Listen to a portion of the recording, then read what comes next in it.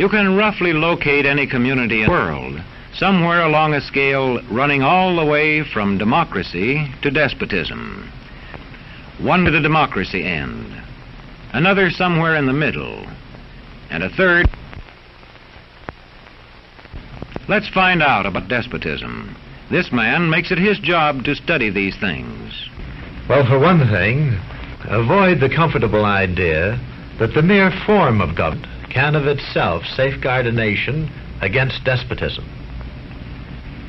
Germany, under President Hindenburg, was a republic. And yet in this republic, an aggressive despotism took root and flourished under Adolf Hitler. A community rates low on an information scale when the press, radio, and other channels of communication are controlled by only a few people, and when citizens have to accept what they're told. In communities of this kind, despotism stands a good chance. See how a community trains its teachers. Bear this in mind. Young people cannot be trusted to form their own opinions. This business about open-mindedness is nonsense. It's a waste of time trying to teach students who think for themselves. It's our job to tell them. And when teachers put such training into practice, despotism stands a good chance. These children are being taught to accept uncritically whatever they're told. Questions are not encouraged. How can you ask such a question? Have you got a textbook? Yes, ma'am.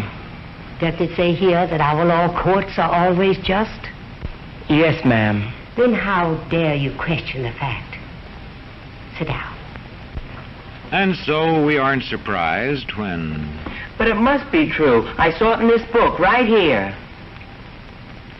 And if books and newspapers and the radio are efficiently controlled, the people will read and accept exactly what the few in control want them to. Government censorship is one form of control. A newspaper which breaks a government censorship rule can be suspended. It is also possible for newspapers and other forms of communication to be controlled by private interests. I thought I told you to kill that story. It'll cost us a lot of advertising. If that story goes out, I quit. All right. Many observers have found that two workable yardsticks help in discovering how near a community is to despotism: the respect scale and the power scale. A careful observer can use a respect scale to find how many citizens get an even break.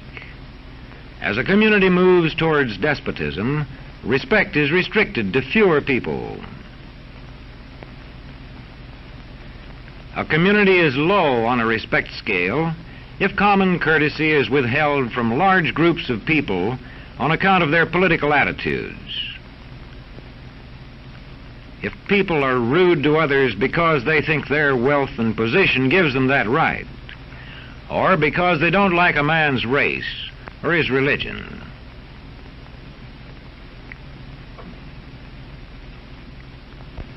Equal opportunity for all citizens to develop useful skills is one basis for rating a community on a respect scale. The opportunity to develop useful skills is important, but not enough. The equally important opportunity to put skills to use is a further test on a respect scale.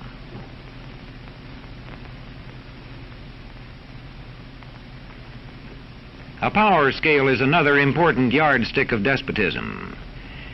It gauges the citizens' share in making the community's decisions. Communities which concentrate decision-making in a few hands rate low on a power scale and are moving towards despotism. Like France under the Bourbon kings, one of whom said, "The state, I am the state." Today, democracy can ebb away in communities whose citizens allow power to become concentrated in the hands of bosses. What I say goes, see? I'm the law around here. Ah! The test of despotic power is that it can disregard the will of the people. It rules without the consent of the governed. Look beyond the legal formalities of an election in measuring a community on the power scale to see if the ballot is really free. If the citizens can vote only the way they're told, a community approaches despotism. When legislatures become ceremonial assemblies only and have no real control over lawmaking, their community rates low on a power scale. In a downright despotism, opposition is dangerous whether the despotism is official or whether it is unofficial. The spread of respect and power in a community is influenced by certain conditions, which many observers measure by means of the economic distribution and information scales. If a community's economic distribution becomes slanted, its middle-income groups grow smaller, and despotism stands a better chance to gain a foothold. Where land is privately owned, one sign of a poorly balanced economy is the concentration of land ownership in the hands of a very small number of people. When farmers lose their farms, they lose their independence. This one can stay on, but not as his own boss anymore. To the extent that this condition exists throughout a nation, the likelihood of despotism is increased.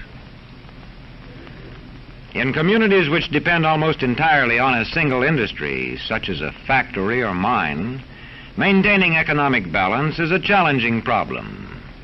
If this condition exists over the nation as a whole, so that the control of jobs and business opportunities is in a few hands, despotism stands a good chance. Another sign of a poorly balanced economy is a taxation system that presses heaviest on those least able to pay. A larger part of a small income is spent on necessities such as food.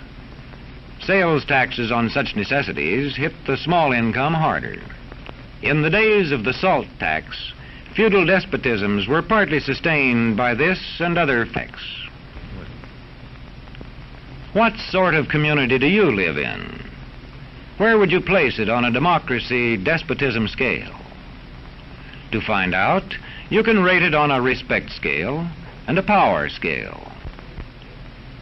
And to find out what way it is likely to go in the future, you can rate it on economic distribution and information scales.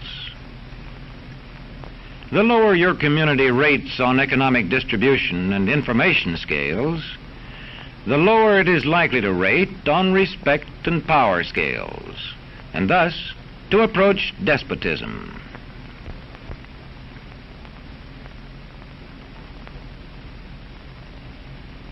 What happens in a single community is the problem of its own citizens. But it is also the problem of us all, because as communities go, so goes the nation.